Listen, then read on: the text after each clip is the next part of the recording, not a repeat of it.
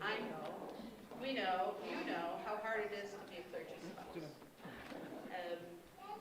We also know you moved here from Chicago, which is not a good, I'm glad you're here now, let's put it that way.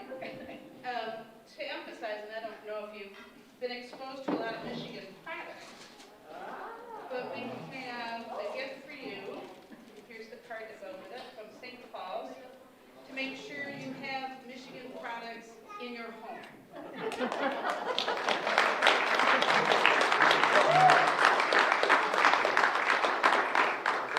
She's checking it out. I know. I think it's food related, but there's a candle. But anyways, we want you to be Michigan proud. So welcome to Lansing. You are welcome.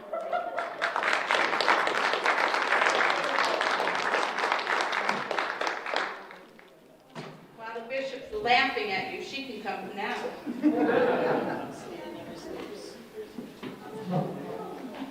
We also have a gift to say thank you for being bishop and being here.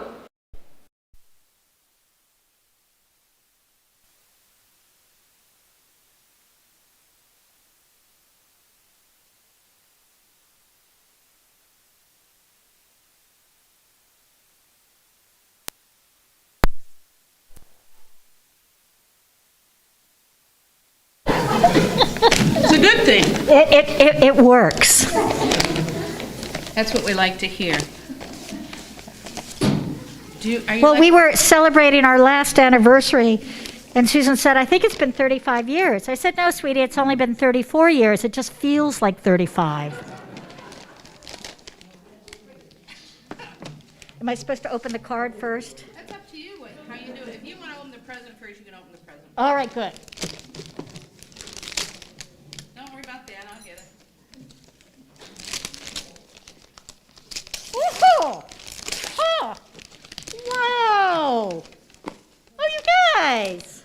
From Power of Water! Yeah. All right, Power of Water is a fabulous paddling company here.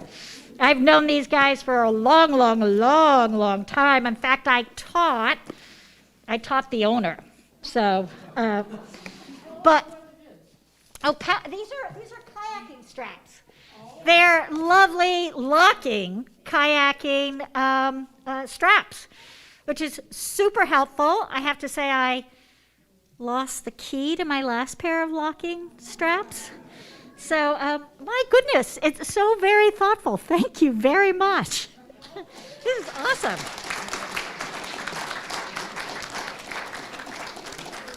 We surprised you, didn't we? You did. You completely did, and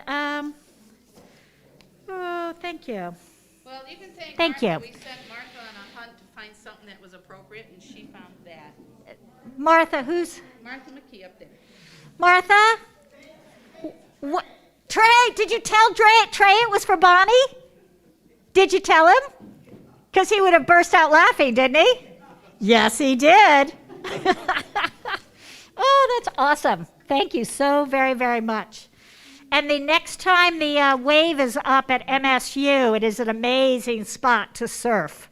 Right there on the campus, the wave comes up every once in a while, and it's quite the place. So, yeah. Bishop, would you be willing to take some questions? I would. What else do you want to know about kayaking?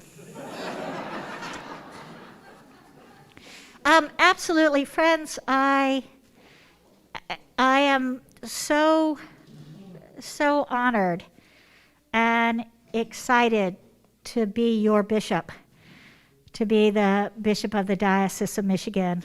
It takes my breath away, literally. And so thank you. And this morning's liturgy, the choir, whoa. That offertory, that arrangement of O come, like, well, nice. Really, really nice. The liturgy itself, Karen, thank you. So yeah, but how can I be helpful for you all? What questions might you have that I may or may not be able to answer? What would be fun? They're pretty happy people. I like happy. you can have happy questions, friends. Yes, go for it. I have a question. Yes, ma'am. Tell me your name. My name is Barb Heaney, and I was wondering what you have for the youth for the diocese, Yep. plan for them. Yep, absolutely. Thank you. The job description posting is going out either Monday or the 4th of January. We've done a whole survey, asked folks what they're looking for, and what we have decided is we are looking for someone who is going to work with our congregations in helping them create their young people's programs. So we're going to be looking at people who know, who understand pedagogy, who understand childhood development, who are deeply and utterly passionate about both working with young people and working with people who work with young people. We're going to continue to have diocesan-wide events, but that's not going to be the focus. We'll still like to do 4 of those a year at least. Last year I was out and we did trying to do bike riding with the bishop, but that was in that period in June, July, when all it did was rain. But we're going to continue doing events like that.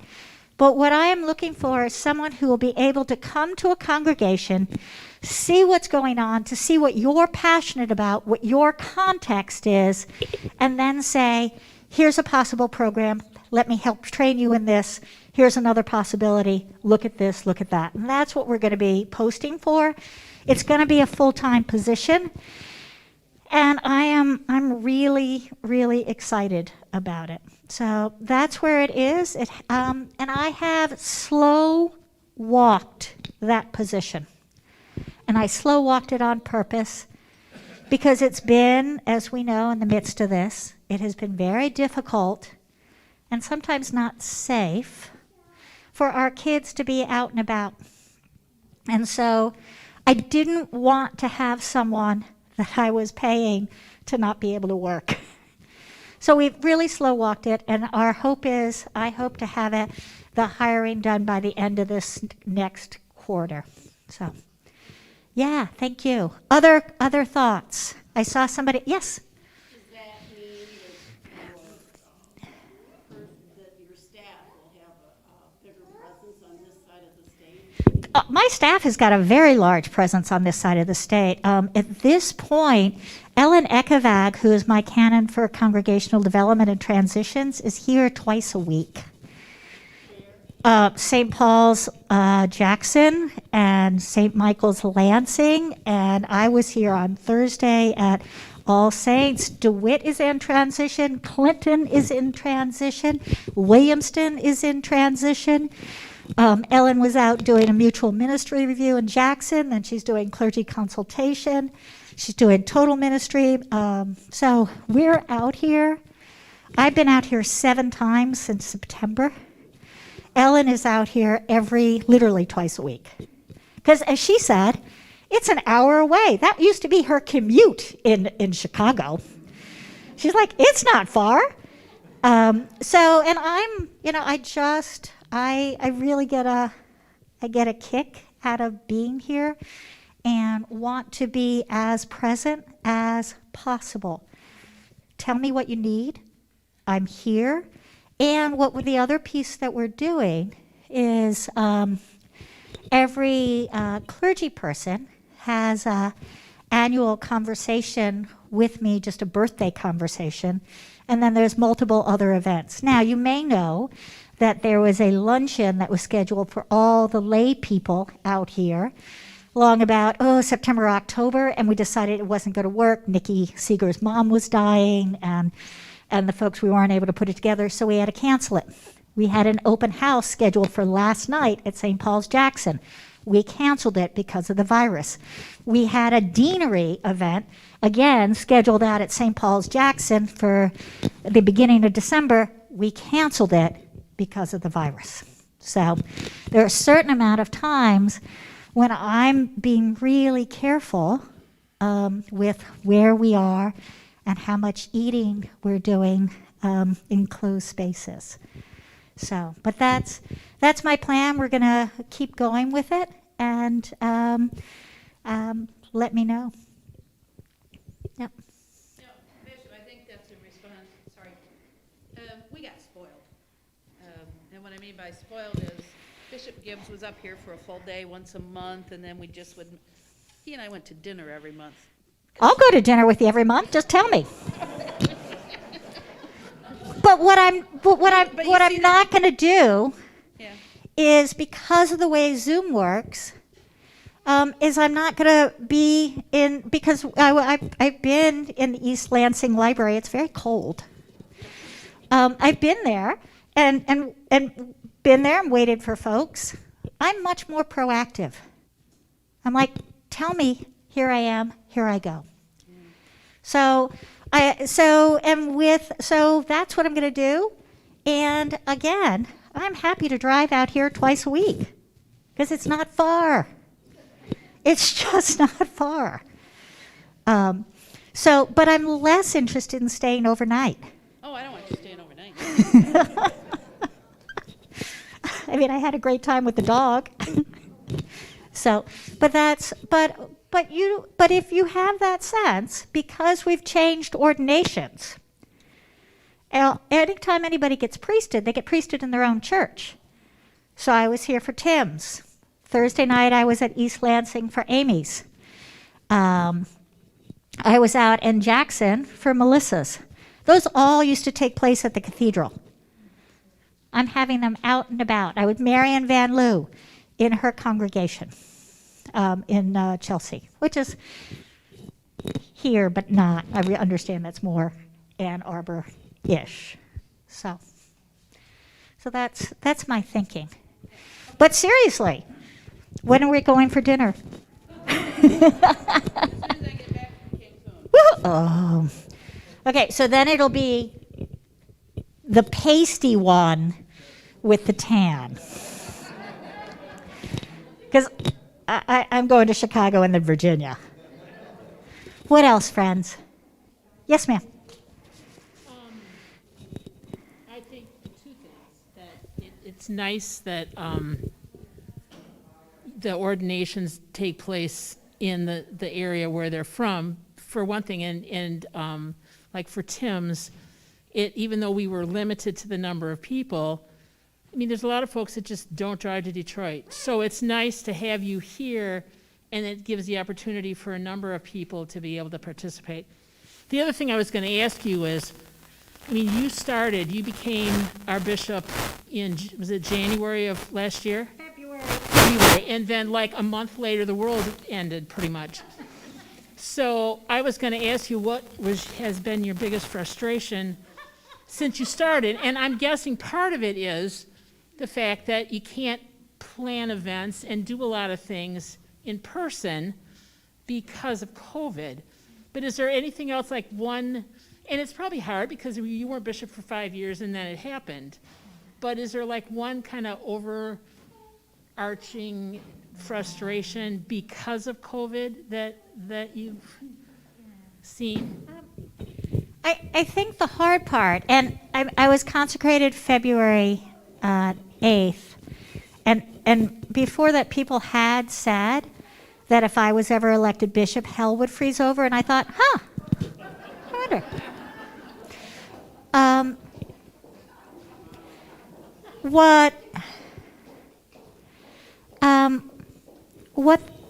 The hard part, and all of you, is that the pandemic has become chronic.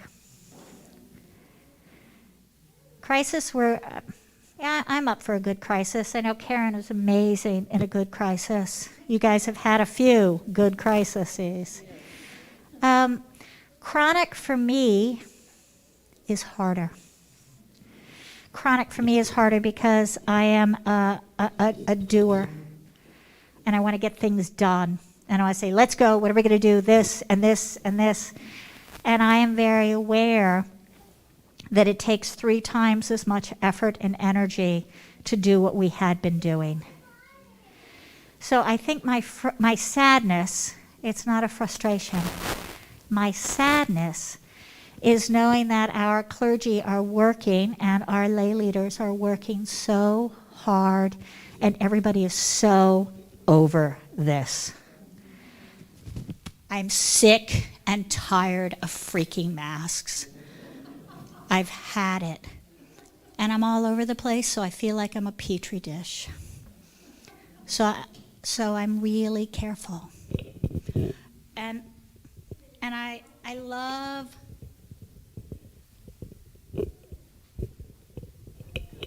being with people. And so living in my living room, Susan, there was a point last year when it had been going on for about 7, 8, 9 months, and Susan looked at me and she said, "Don't you think it's time for you to go back to the office?"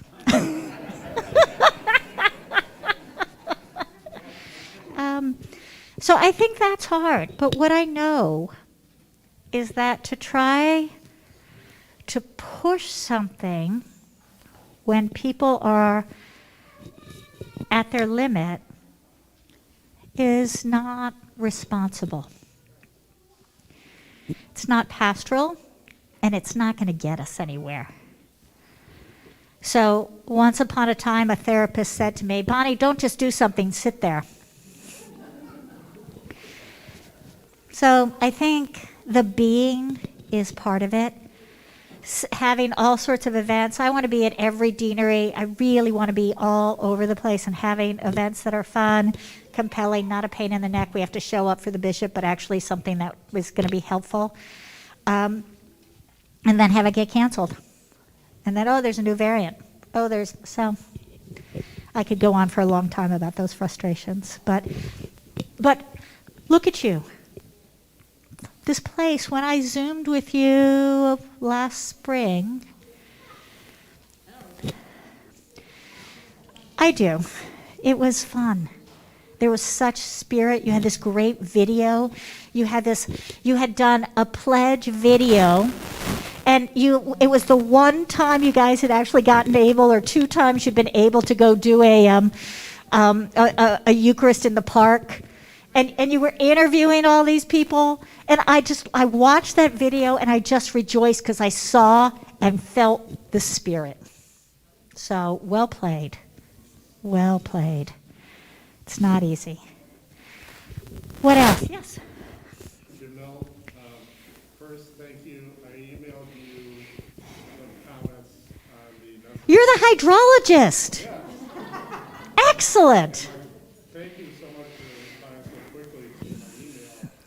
But I wanted to follow-up question to that. The blog was talking about one of the resolutions from the 2018 General Convention about water being a human right. And I wanted to ask you, are there any plans at the diocesan level to follow up on some of those resolutions? I have to say that the General Convention resolutions from 2018 have not been high on my list. That said, I do believe water is a human right. That said, the Great Lakes, the inland seas of this area have 20% of the world's fresh water. Lake Superior is deeper than the Irish Sea, colder than the Irish Sea, and has more shipwrecks than the Irish Sea. It has 5% of the world's fresh water. There is nothing I value more about the state of Michigan and have loved for more than 30 years are the inland seas. So for me, the protection of those water sheds and how we protect them, how we prevent more phosphoretics getting in, how we really prevent Line 5 going through the Straits of Mackinac. I worry about that. But I haven't done anything particularly, and I have to say, in all honesty, I didn't go to the 2018 convention. I was paddling my kayak in Shetland, in Scotland. That was the first I had seen of that resolution, and I was like, wow, okay. And so I don't have much on it. But if you want to start working on that, I would be delighted to meet with you and 5 other people and see what we can do.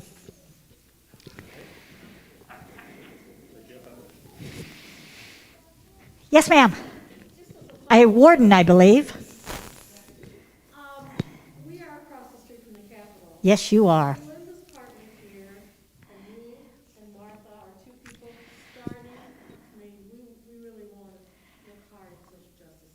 please. How can we, Yep. who are closed, Yep. facilitate that? I, yeah. Here, we haven't heard from you.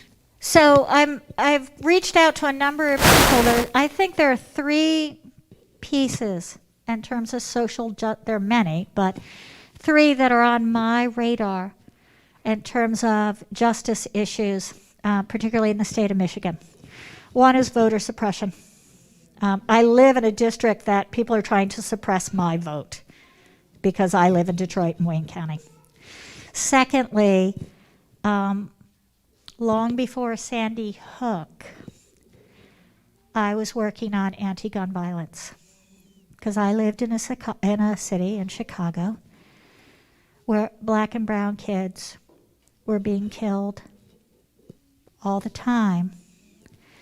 And the white people, largely white people who lived on the north side of the city, because it was happening on the south and the west side, would say, oh, and go on with their lives.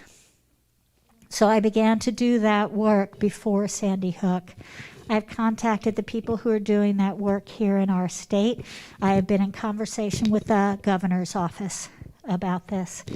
And I will be co-convening a call for the state of Michigan and folks working on safe, sensible gun legislation. Not talking about taking away hunting.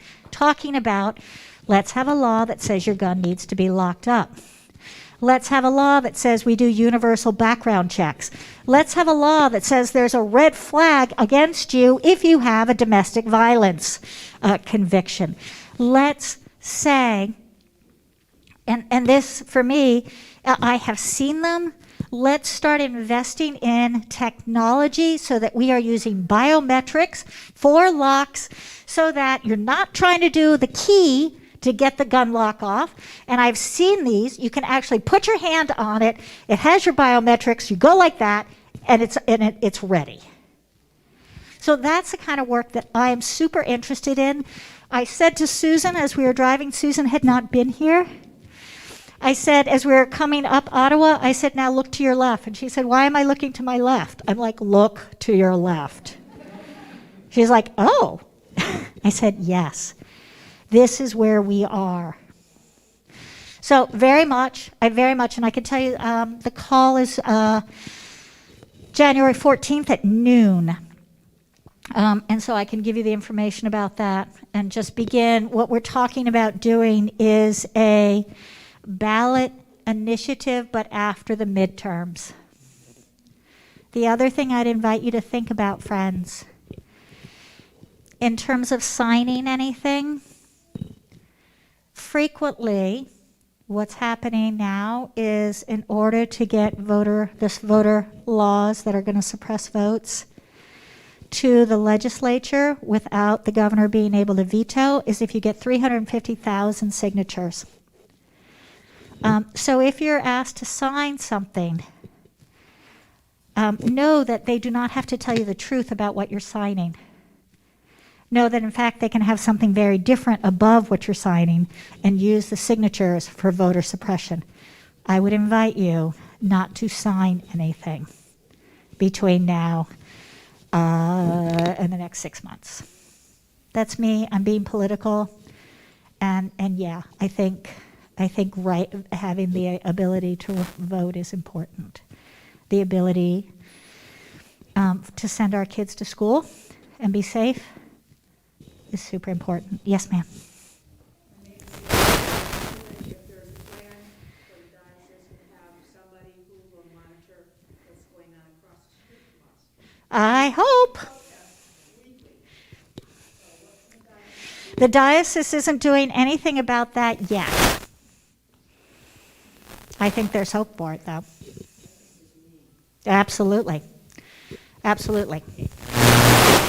I think for us to be what I work closely with the Episcopal Policy Network, and that's doing the legislative work with the with the National Congress, but have had a number of meetings with Senator Stabenow's office and Senator Peters' office.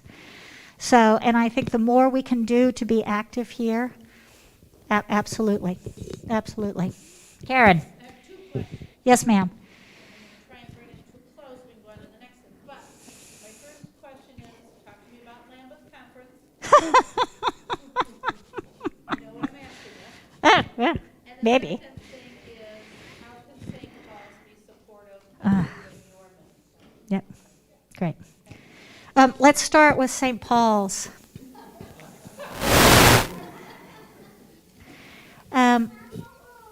I think specifically any and all work you can do to leverage our position across from our state capital is imperative.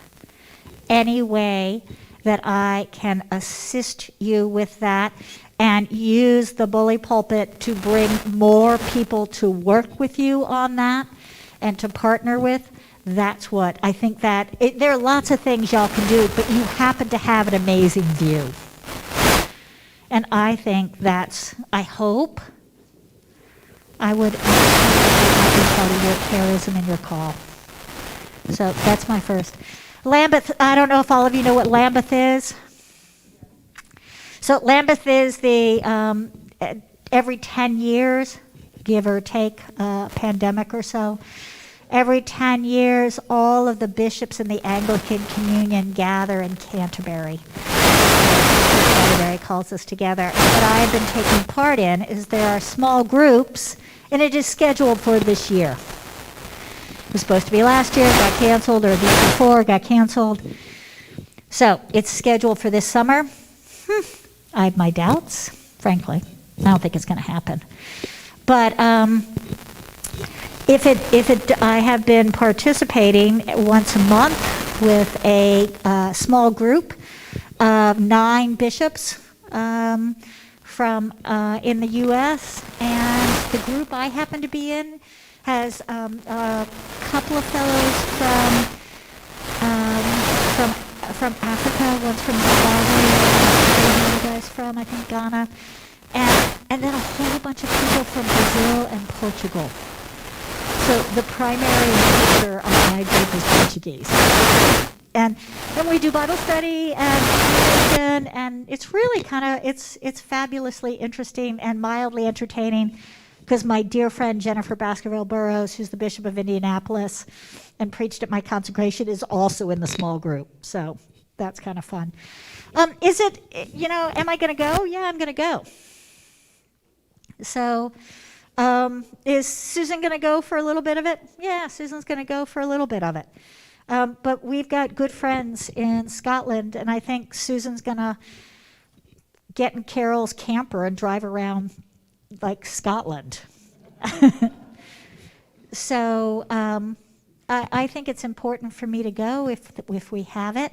I have a meeting with Archbishop Welby on January 11th, because I also meet with a group of the bishops who happen to be LGBT in the Anglican Communion.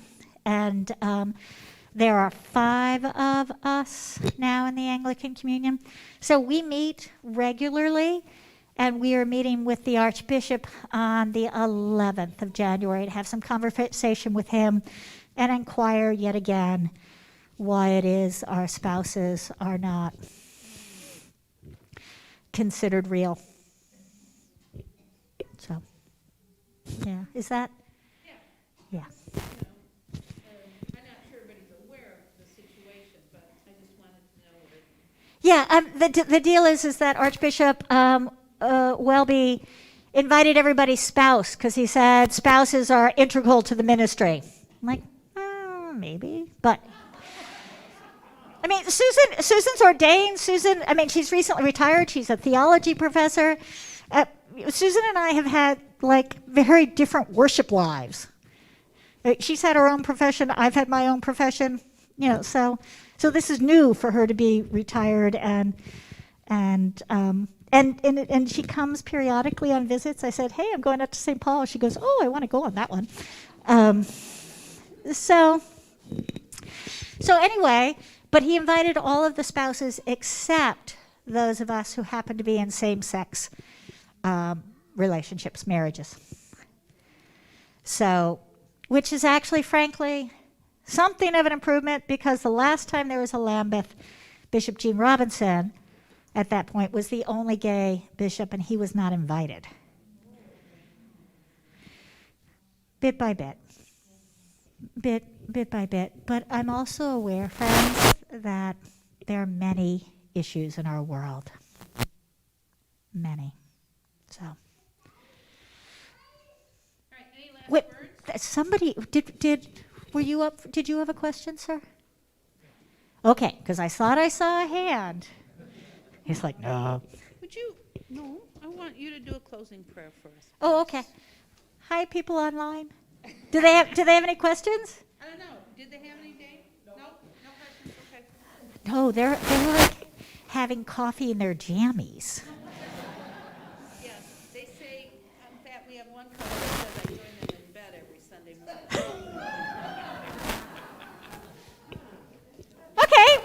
Okay, well, there we go. And I'm going to do a closing prayer that doesn't have to do with that. So, friends, the Lord be with you. Thank you. Let us pray.